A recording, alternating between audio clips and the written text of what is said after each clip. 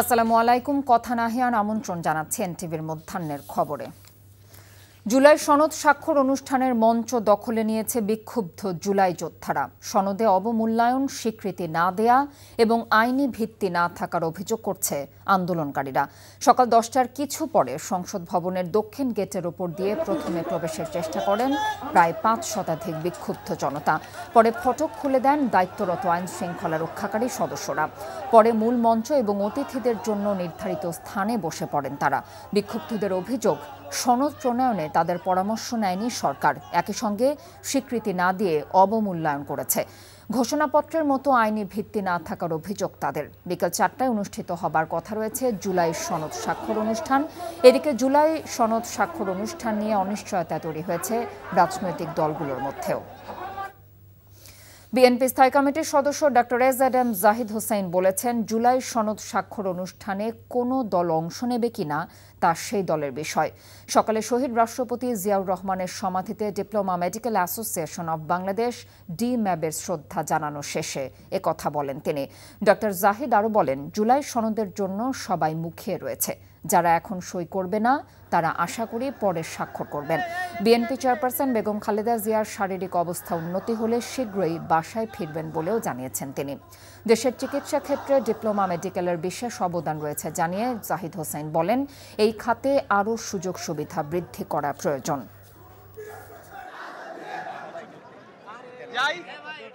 একটি দল অংশগ্রহণ করবে না বলে ওনারা বলেছে, বাট ওনারা ওটাও বলেছে যে ওনারা পরবর্তীতে আবার যখন ডাকা হবে সেগুলোর মধ্যে যাবে এবং যদি ওনারা মনে করে যে এটা সনদে স্বাক্ষর করবেন তাহলে ওনারা স্বাক্ষর করবেন। ওনারা একদম আসছে না তা ঘটনাটা ঠিক তা না।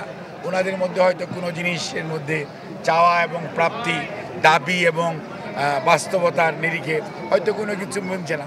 রাজনৈতিক দল হিসাবে ওনারা যে কোনো সিদ্ধান্ত নিতে পারে। রাজশাহী বিশ্ববিদ্যালয় কেন্দ্রীয় ছাত্র সংসদ নির্বাচনেও বড় জয় পেলেও ইসলামী ছাত্র শিবির। ভিপি সহ 23 পদের 20টিতেই জয় পেয়েছে তারা।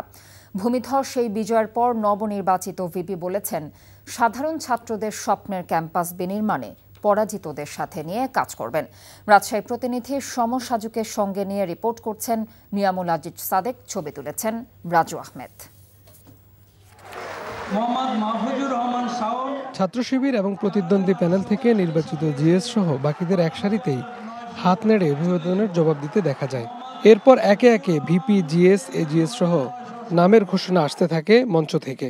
প্রধান নির্বাচন কমিশনার বলেন, প্রবল বাধা বিপত্তি উপেক্ষা করেই তাদের এই নির্বাচন আয়োজন সফল হয়েছে। বিশ্ববিদ্যালয়ের উপাচার্য বলেন, ৩৫ বছর পর একটি ইতিহাস সৃষ্টি হয়েছে। বিজয়ীদের সঙ্গে নিয়ে ক্যাম্পাস উন্নয়নে কাজ করবেন। রাকসুর চূড়ান্ত ফলাফলে দেখা যায়, ছাত্র শিবির সমর্থিত মোস্তাকুর রহমান জাহিদ 12,687 ভোট পেয়ে বিজয়ী হন। অন্যদিকে ছাত্রদলের শেখ নুরুদ্দিন আবির তার 3 ভাগের 1 ভাগ ভোট 3,397 ভোট পান। জিএস পদে আধিপত্যবাদ বিরোধী স্বতন্ত্র জোট থেকে 11,383 ভোট পেয়ে বিজয়ী হন সালাউদ্দিন আম্মার।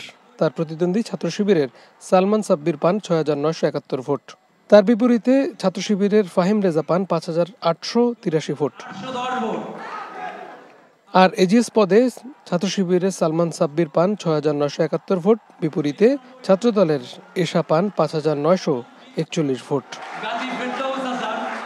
পরে এক সংবাদ সম্মেলনে ভিপি বলেন, ক্যাম্পাস বিনির্মাণে পরাজিতদের মূল্যবান পরামর্শ নিয়ে কাজ করতে চান তিনি।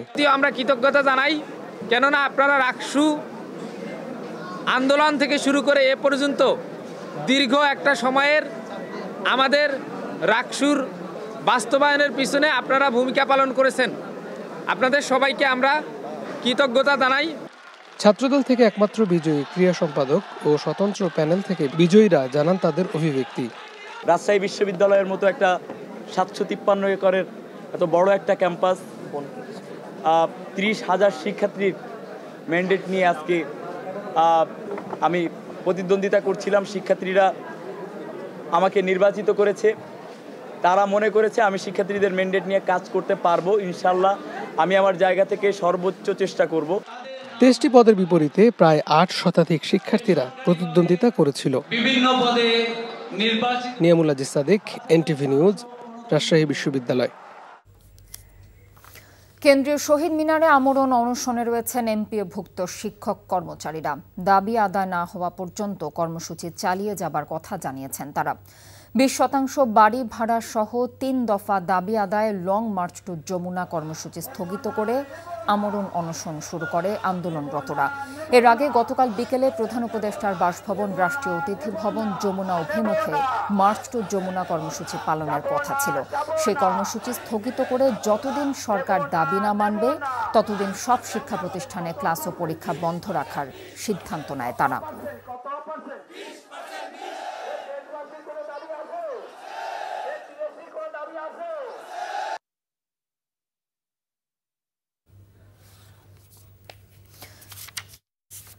জাতীয় সংসদের দক্ষিণ প্লাজা থেকে সরাসরি সহকর্মী ইফতেখার রেজা আমাদের সাথে যুক্ত হচ্ছেন।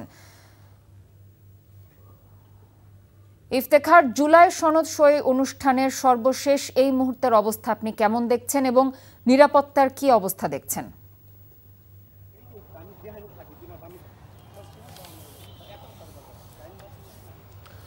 ধন্যবাদ। কথা এখন পর্যন্ত আমরা যেটি লক্ষ্য করেছি, বেশ কিছুক্ষণ আগে, প্রায় 30 মিনিট আগে, জুলাই যোদ্ধারা সংসদ ভবনের যে দক্ষিণ প্লাজার যে গেট, সেই গেটটি অতিক্রম করে ভিতরে ঢুকে গেছেন। এখন যে অতিথি যারা রয়েছেন তাদের মূলত যে স্থান, বসবার যে নির্দিষ্ট স্থান, সেই স্থানে তারা অবস্থান করছেন এবং শান্তভাবেই তারা অবস্থান করছেন এবং ধীরে ধীরে আমরা লক্ষ্য করছি 2-1 করে বেরো হয়ে যাচ্ছেন।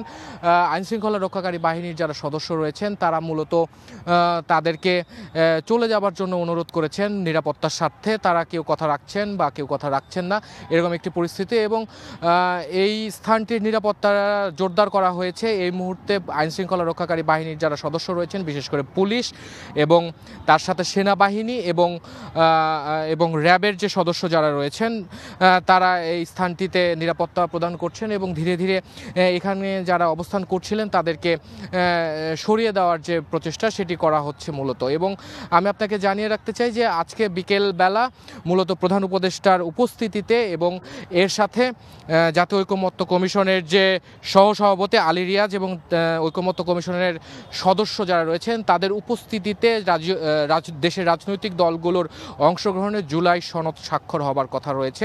তো এই ছিল সংসদ ভবনের দক্ষিণ প্লাজা থেকে সর্বশেষ। সংসদ ভবন থেকে জুলাই সনদ স্বাক্ষর অনুষ্ঠানের সর্বশেষ পরিস্থিতির খবর জানছিলাম। 17 ঘণ্টা পর নিয়ন্ত্রণে এসেছে চট্টগ্রামের ইপিজেড এলাকার একটি ভবনে লাগা আগুন। এই ঘটনায় গঠন করা হয়েছে 2টি তদন্ত কমিটি। দীর্ঘ চেষ্টায় সকালে আগুন নিয়ন্ত্রণে আসে। এর আগে অগ্নিকাণ্ডের ঘটনায় গত রাতে ভবনটির ছাদ ধসে পড়ে। আগুন নিয়ন্ত্রণে ফায়ার সার্ভিসের 18টি এবং নৌবাহিনীর 5টি ও বিমান বাহিনীর 2টি ইউনিট যোগ দেয়। সহযোগিতায় কাজ করে সশস্ত্র বাহিনী। আগুন লাগার পর কারখানার ওপর তলা থেকে হুড়োহুড়ি করে নামতে গিয়ে বেশ কয়েকজন আহত হয়েছেন। গতকাল দুপুরে চট্টগ্রাম ইপিজেডের 5 নম্বর সড়কে অ্যাডামস ক্যাপস নামের ওই কারখানার 7 তলায় আগুন লাগে। পরে তা ছড়িয়ে পড়ে পুরো ভবনে। প্রতিষ্ঠানটিতে হাসপাতালে ব্যবহার্য কাপড় ও তোয়ালে সহ রপ্তানিমুখী বিভিন্ন পণ্য তৈরি করা হতো। এ বিষয়ে সবশেষ তথ্য জানাতে চট্টগ্রাম থেকে আমাদের সাথে সরাসরি যুক্ত হচ্ছেন সিনিয়র করেসপন্ডেন্ট আরিজ আহমেদ। আরিজ, সকালে আগুন নিয়ন্ত্রণে এসেছে, ক্ষয়ক্ষতির কোনো তথ্য এখনো আপনার হাতে এসে পৌঁছেছে কিনা?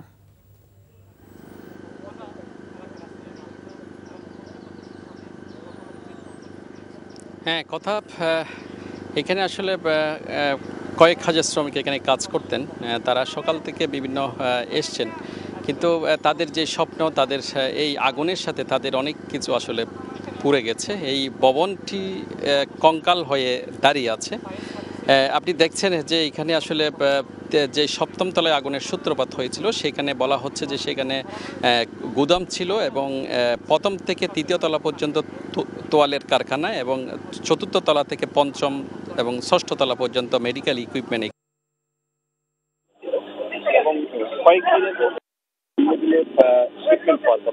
সেখানে তারা বড় ধরনের ক্ষতির সম্মুখীন হয়েছে এবং গত জুলাই মাসে এই কারখানায় বড় দুটি মেশিন সংযোজন করা হয়েছে। সেগুলো আসলে পুরো ছাই হয়ে গেছে। তো তাদের এই ক্ষতির পরিমাণ আসলে এখন পর্যন্ত পরিমাণ করা যায়নি, তবে বিপুল চট্টগ্রামে ইপিজেডে অগ্নিকাণ্ডের ক্ষয়ক্ষতির খবর সম্পর্কে জানছিলাম।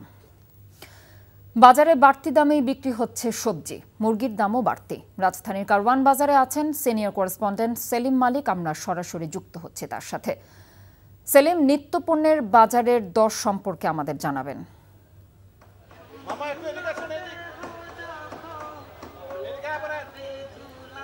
কথা চলতি সপ্তাহে কিন্তু বাজার দর আমরা যেটি দেখতে পাচ্ছি যে ওঠানামার মধ্য দিয়ে কিন্তু যাচ্ছে এই বাজার।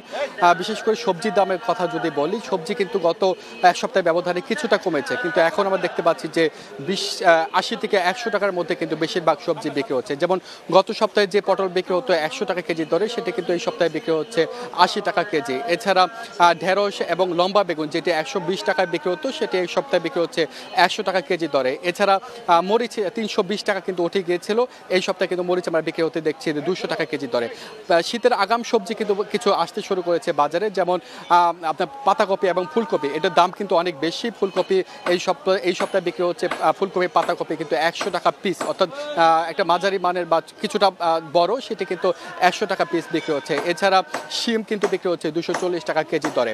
এদিকে ডিমের দাম কিছুটা বাড়তি এই সপ্তাহে, ডিম কিন্তু 5 টাকা মতো বেড়ে লাল ডিম বিক্রি হচ্ছে 140 টাকা ডজন এবং সাদা ডিম 130 টাকা ডজনে বিক্রি হচ্ছে। ডিমের সাথে মুরগির দামটাও কিন্তু কিছু বাড়তি আমরা দেখতে পাচ্ছি। বিশেষ করে ব্রয়লার মুরগি কিন্তু 10 টাকার মতো বেড়ে 180 টাকা কেজি দরে বিক্রি হচ্ছে এবং সোনালিকা মুরগি সেটি প্রায় 10 থেকে 20 টাকা মতো বেড়েছে 300 টাকা কেজি দরে কিন্তু বিক্রি হতে দেখছি আমরা সোনালিকা এবং ব্রয়লার মুরগি, সোনালী মুরগির দাম। এছাড়া আমরা দেখতে পাচ্ছি যে মাছের দাম কিন্তু ইলিশ ধরা বন্ধ থাকার পরও এই সপ্তাহে মাছের দাম কিছুটা কমেছে, 50 টাকার মতো কিন্তু দেশি মাছের দাম কমেছে। কিছুটা স্বস্তির খবর হলো আপনার সয়াবিন তেলের বাজারে সরকার কোম্পানিগুলো, অর্থাৎ সয়াবিন তেলের ভোজ্য তেলের কোম্পানিগুলো কিন্তু 6 টাকা মতো বাড়িয়েছে গত সোমবার, কিন্তু বাজারে আমরা সেই প্রভাব দেখছি না। 189 টাকা কেজি দরে কিন্তু লিটারে কিন্তু সয়াবিন তেল বিক্রি হচ্ছে, তবে কিছুটা তাদের কমিশন কমিয়ে দিচ্ছেন বলে অভিযোগ করেছেন দোকানিরা। তো কথাই ছিল আমার কাছে এই সপ্তাহের বাজার দর হালচাল। রাজধানীর বাজার দরের খবর জানছিলাম। গত এক বছরে পাল্লা দিয়ে বাড়ছে মেট্রো রেল সংলগ্ন এলাকার দখলদারিত্ব। যেভাবে পারছে ভাসমান দোকান বসাচ্ছে প্রায় সব মেট্রো স্টেশনের নিচে। এতে সংকুচিত হচ্ছে হাঁটার জায়গা, বাড়ছে নারীর নিরাপত্তার শঙ্কা। এসব দেখভালের দায়িত্ব যেসব সংস্থার, তারাও নিশ্চুপ। পুলিশ বলছে বারবার উচ্ছেদ করেও সুফল মিলছে না। রাজনৈতিক সদিচ্ছার অভাবে দখলদারিত্ব থামছে না বলে মত বিশেষজ্ঞদের। নাজিবুর রহমানের রিপোর্ট। আগারগাঁও মেট্রো স্টেশনের প্রবেশ পথ দেখে মনে হতে পারে ব্যাটারি চালিত রিকশার হাট বসেছে। একে অন্যের সাথে প্রতিযোগিতা করছেন নিয়ম ভাঙার, আর এতে স্থবির স্টেশন এলাকার আশপাশের সড়ক। রিকশার জন্য গাড়ি চালাইতে আমাকে অনেক ডিস্টার্ব, বলার বাইরে। আর্মিরা অনেক চেষ্টা করতেছে ইউজ করার জন্য, বাট যখনই ওনারা চলে যায় ওরা আবার ব্যাক করে, একই same to back to the pavilion. যত কিছুই হোক রাস্তা ছাড়বেন না কেউ, মূল সড়ক দখল করে আবার দিচ্ছেন নানা অজুহাত। আমাদের করণীয় কিছু নাই ভাই, এই জন্য আমরা তো গরিব মানুষ, এগুলো করে খাই। ঠিক আছে, এখানে যাত্রী নামায়, যদি না নামায় তাহলে জ্যাম লাগবো না। ভুল হয়ে গেছে, আর কি করা যাবে বলেন। মেট্রোর প্রায় সবকটি স্টেশন এলাকার অবস্থা একই। মিরপুর 10 এলাকার চিত্র আরও নাজুক। ফুটপাত দখল করে পসরা সাজিয়ে বসেছে ব্যবসায়ীরা, আর এতে চরম বিপাকে পথচারীরা।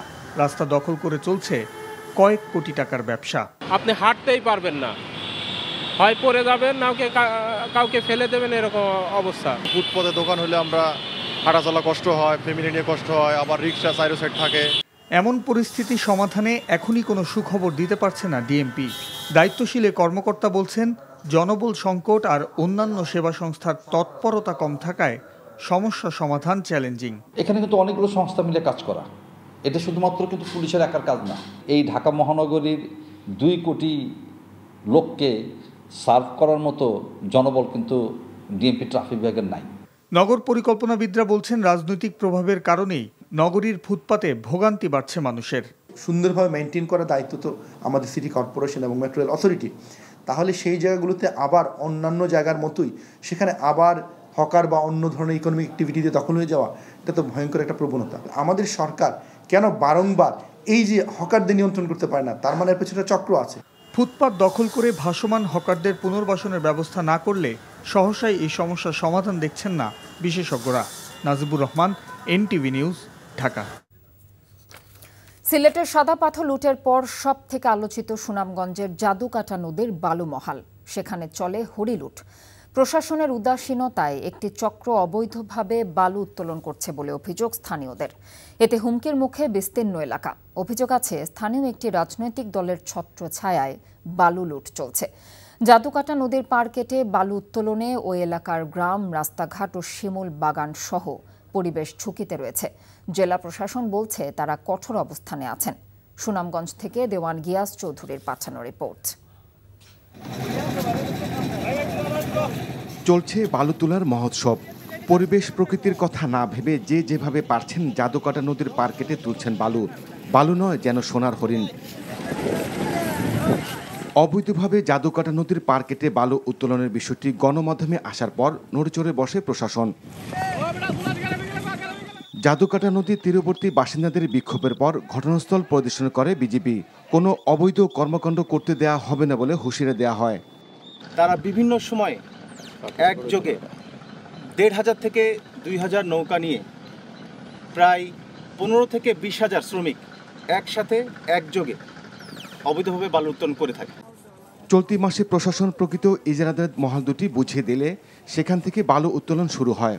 জাদুকাটা নদীর সীমান্তবর্তী লাউড়েরগড় এলাকার সীমানার বাইরে গিয়ে একটি পক্ষ জোর করে বালু তোলার চেষ্টা করে। নিজেদের অস্তিত্ব রক্ষায় স্থানীয় লোকজন বিক্ষোভ করেন। এলাকাবাসীর অভিযোগ, একটি রাজনৈতিক দলের মদদে জাদুকাটা নদীর পাড় কেটে বালু তোলা হচ্ছে। পাহাড় কাটা চলতে থাকলে শুধু লাউড়েরগড় এলাকা নয়, হুমকিতে পড়বে পশ্চিম পাড়ের থাকা শিমুল বাগান সহ বিস্তীর্ণ জনপদ। এই পাহাড় কাটার সাথে হচ্ছে ইজারাদার প্লাস হচ্ছে গিয়ে যে এলাকার যে লোকাল মানুষ হয়তো কোলাবরেশন করে কিছু একটা করতেছে। এটা গায়বীভাবে তো কোনো শক্তি নেই যে এইভাবে পাহাড় কাটবে। জায়গা বিক্রি করেছেন আব্দুল কাইয়ুম, জায়গা বিক্রি করেছেন খাজা মাইনুদ্দিন, ওনারা কার জায়গা বিক্রি করছে। আমরা চাই যে এই লুটতরাজ বন্ধ হোক অচিরেই, এবং এখানে প্রকৃতি রক্ষা হোক, গ্রাম রক্ষা হোক এবং শিমুল বাগান রক্ষা হোক। পাড় কেটে বালু লুট বন্ধ ও অস্থায়ী পুলিশ ক্যাম্প স্থাপনের দাবিতে সংবাদ সম্মেলন করেছেন প্রকৃত ইজারাদাররা। জাদুকাটা নদীর পাড় অংশের পাড় কেটে গড়বাড়ি এলাকার বিভিন্ন জায়গায় বালু লুট করে লুট হওয়া বালি বিক্রি করে। পাড় কেটে বালু উত্তোলনকারীদের বিরুদ্ধে নিয়মিত টাস্ক ফোর্সের অভিযান চলমান রয়েছে। জেলা প্রশাসন এবং পুলিশ প্রশাসন সহ পরিবেশ অধিদপ্তর এখানে কাজ করতেছে। জেলা প্রশাসক জানান, জাদুকাটা নদীতে ইজারাদার বহির্ভূত পাড় কেটে বালু লুটের ঘটনার পরপরই অবৈধ বালু উত্তোলন ঠেকাতে টাস্ক ফোর্স গঠন করা হয়েছে।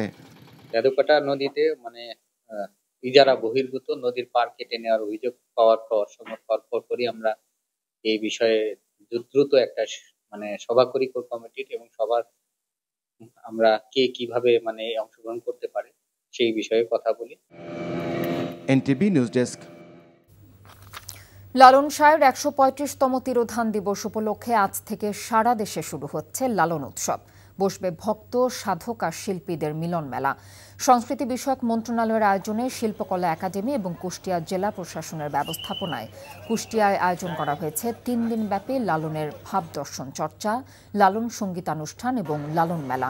বিকেলে কুমারখালী উপজেলার সেউরিয়ায় লালন ধামে উদ্বোধনী অনুষ্ঠানের প্রধান অতিথি থাকবেন সংস্কৃতি বিষয়ক মন্ত্রণালয়ের উপদেষ্টা মোস্তফা সারওয়ার ফারুকী। উৎসব প্রাঙ্গণে গাইবে সারা দেশ থেকে আসা বাউল ফকিরেরা। কুষ্টিয়ার পাশাপাশি কাল রাজধানীর সোহরাওয়ার্দী উদ্যানে আয়োজন করা হয়েছে লালন উৎসব এবং মেলা।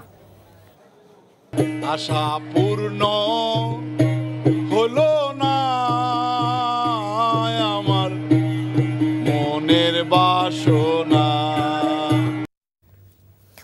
সাভারের খ্রিস্টান পাড়ায় বেসরকারি বিশ্ববিদ্যালয়ের শিক্ষার্থীকে সংঘবদ্ধ ধর্ষণের অভিযোগ উঠেছে।